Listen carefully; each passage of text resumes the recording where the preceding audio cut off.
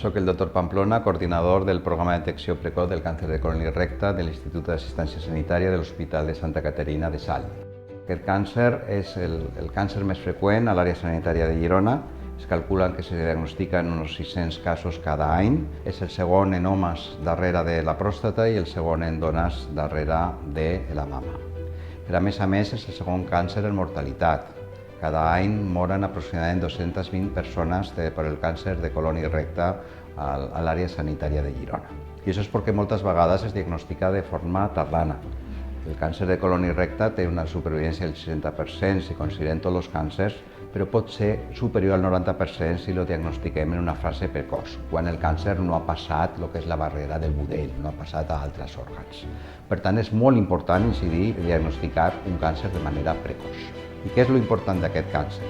Aquest càncer és una malaltia prevenible. Per què?